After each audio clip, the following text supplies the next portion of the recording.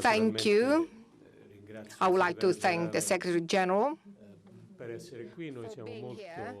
We're very happy and proud to host the NATO Defense College, and the meetings in these 2 days have confirmed how important this institution is, and have confirmed how important is the role that it can play for education and training, not only for the benefit of member countries, but also for the benefit of other partner countries with which the Atlantic Alliance has relations, like many countries from the Mediterranean, coming here and sending here their men and women and their people to be trained and educated. So we're very happy to have here the NATO Defense College. I would like to thank NATO again as to the meeting we just had. I think this meeting confirmed the vision which was expressed in the Warsaw Summit, the vision of an Atlantic alliance which, on the one hand, strengthens its presence in the northern and eastern member countries, reassuring them in terms of on the issue of security. At the same time, it considers the challenge coming from instability in the Mediterranean as an increasing crucial fact, a challenge which is certainly not a traditional type of challenge, but nonetheless, it is a challenge which has to be taken very seriously, a challenge which, through terrorism, foreign fighters, traffickers of human beings, instability, countries and states made more fragile, make the area of the Middle East and Northern Africa an area where the defensive alliance has to be involved. Italy considers the commitment of the Atlantic Alliance in the Mediterranean as a very important and strategic involvement and commitment, and this is going to be one of the ways through which the growing cooperation between European Union and NATO will find concrete elements, starting from the naval missions, the Sea Guardian from NATO and the Sophia operation from European Union, which in the next few weeks will certainly find points of contact and mutual strengthening, which are absolutely necessary. Thank you. Minister Gentiloni, dear Paolo, it's a really great pleasure to be back in Rome and to meet with you again. And the meeting and the discussions we have had at the NATO Defense College yesterday and today just once again reconfirms the importance that Italy plays in our alliance. Because Italy is really a core member. You participate and contribute to so many different NATO missions and operations, and you have done that for so many years, one of the founding members of our alliance. You provide fighter jets to our Baltic air policing. You augment Turkish air defenses with a missile battery, and Italy will lead NATO's spearhead force in 2018. And Italy is also contributing by hosting many different NATO institutions and capabilities. For instance, this defense college, but you also host AWACS surveillance planes, and soon Italy will host our cutting-edge alliance ground surveillance aircraft in Sicily. So that's just some examples of the many ways that Italy is contributing to our alliance. At our summit in July, the heads of state and government of the NATO alliance decided to further strengthen our collective defense, and at the same time to project stability beyond our borders. Italy is essential to both. For years, Italy has been a major contributor to our operations in Afghanistan and in Kosovo. to our counter-terrorism operation in the Mediterranean, and most recently to our efforts to cut the lines of illegal migration in the Aegean Sea with a NATO presence in the Aegean Sea.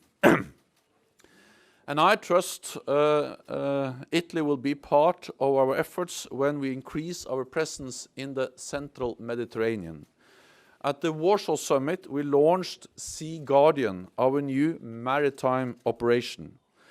And just this week, I discussed with High Representative Federica Mogherini how NATO can support Operation Sophia. For example, with logistics, with escort for ships diverted for suspicious activities, and by helping to implement the UN Security Council resolution on the Libya arms embargo. Support for Operation Sophia is just one example of the ever closer cooperation between NATO and the European Union. And I am grateful that Italy has voiced strong support for this cooperation. NATO and the European Union face the same challenges, and together we have the whole toolbox to address them. This includes the challenge of an increasingly assertive and unpredictable Russia. In recent weeks, Russia has deployed missile systems closer to alliance borders that could carry nuclear weapons.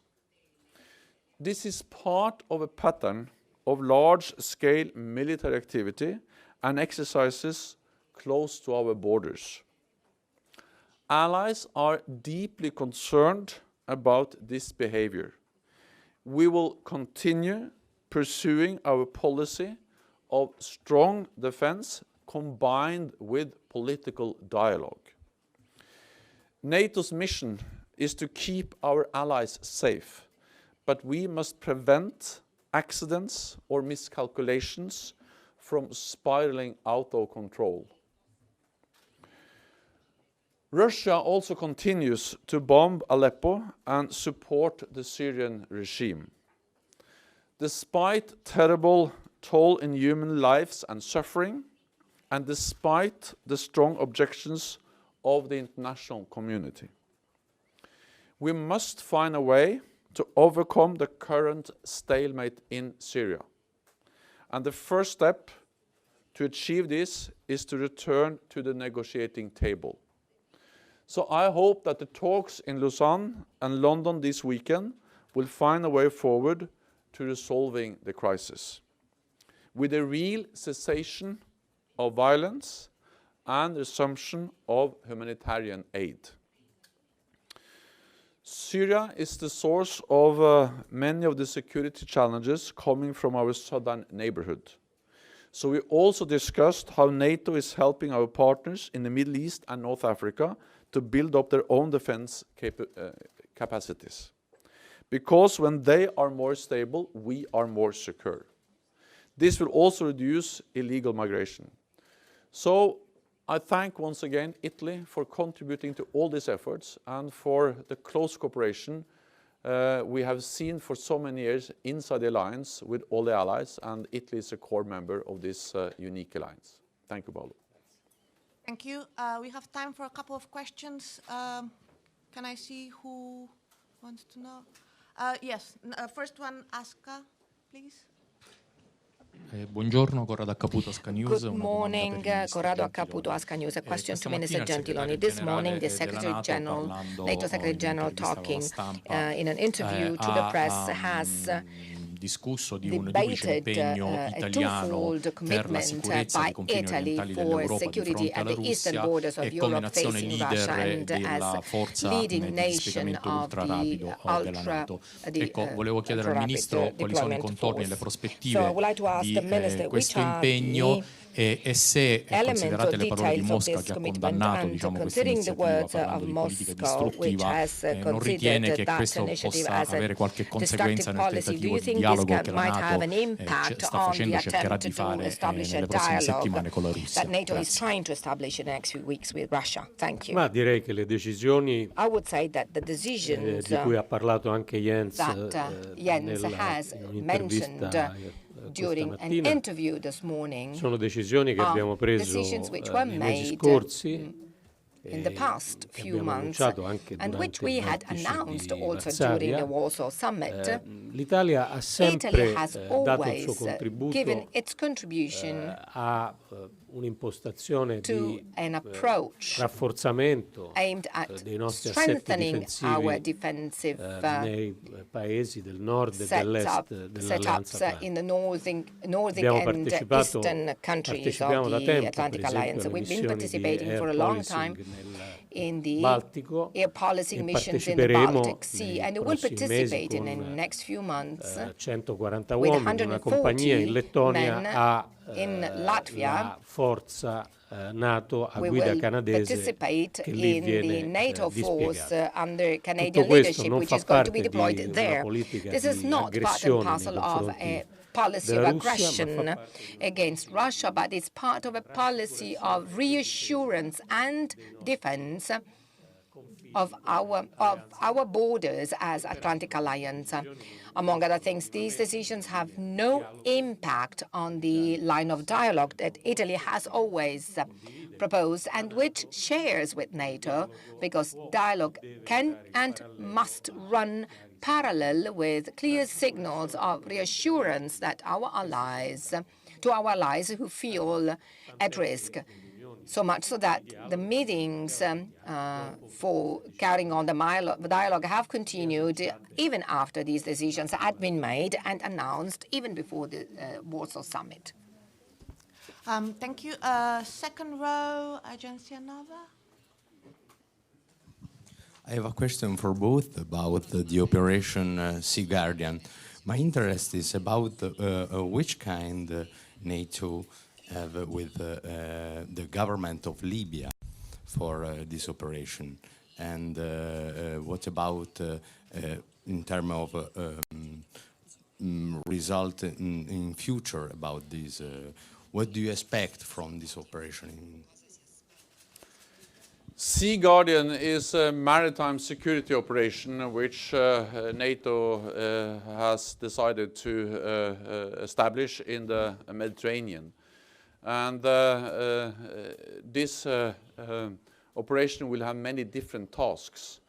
And when I, for instance, mentioned that Sea Guardian can provide support for Operation Sophia, we speak about support in international waters, about, for example, providing logistics. It may be different kinds of logistics, but one of the issues that has been mentioned is to provide tanker ships that can refuel other naval ships at sea.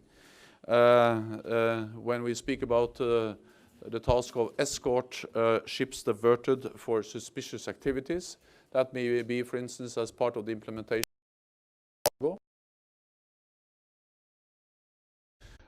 so these are issues we are now looking into, exactly how we can provide support for Operation Sophia. On top of that, we are also looking into whether we can provide support for Libya when it comes to capacity building, partly to help Libya build defense institutions. It is extremely important to have strong defense institutions to be able to stabilize the country.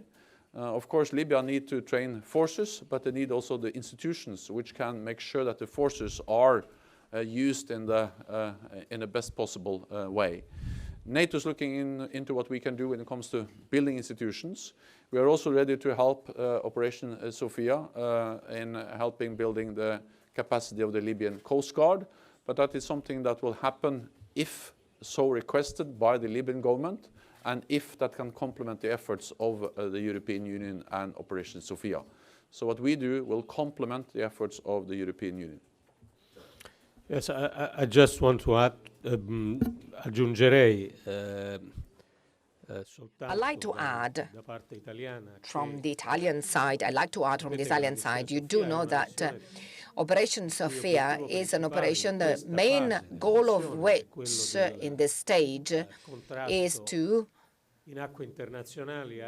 counter and stop traffickers of human beings in international waters, stop those traffickers who organize human trafficking from Libya. On top of this, which is presently its main goal, other goals have been recently added upon request by the Libyan government, tasks connected to the training of the Coast Guards, Libyan Coast Guards, training which takes place in international waters as well. So there is no, at the time being, no direct relationship between the Sophia operation and the likely support that Sea Guardian will give to Sophia. And this is going to be something very important, and the Libyan situation in a very directive way. Everything takes place in international waters aimed at achieving some specific goals and objectives, that is fighting human trafficking, training coast guards, and controlling and surveillance of the arms embargo. These three tasks, it would be desirable to join also the contribution from NATO. But while NATO will provide a contribution, if the agreement will be reached, and it will certainly reach an agreement, it will provide a contribution to Sophia for its general tasks. The tasks connected to the training of the Libyan Coast Guards will be part and parcel of direct dialogue between NATO and the Libyan government, as they've asked the European Union should submit a similar request to NATO. So we're not presenting Sophia or Sea Guardian, which is supporting Sophia, as an interference on Libyan affairs. We're just meeting specific requests by the Libyan government on specific issues. Last question, Panorama Difesa at the end. What is the position of... Good morning. What is the position of NATO about European defense in system? European defense is something which is of great importance for NATO, because 26 of our allies are European nations, and many of them are a member of the European Union. So stronger European defense will contribute to a stronger NATO. Stronger European defense will be good for the European Union, it will be good for Europe, and it will be good for NATO, the transatlantic bond. So I welcome all efforts to strengthen European defense capabilities, to enhance cooperation between European nations, so we are able to spend and invest the resources we invest in defense in a more efficient way. And also, of course, I welcome increased defense spending, and we have seen in Europe that after many, many years of decline in defense spending, now defense spending has started to increase again, also in Italy. And that's something I welcome, because we live in a more dangerous world with new challenges, new threats, and we have to respond and adapt to that. The thing we have to make sure is that we avoid duplication with NATO structures and with NATO. And that what Europe does is complementary to NATO.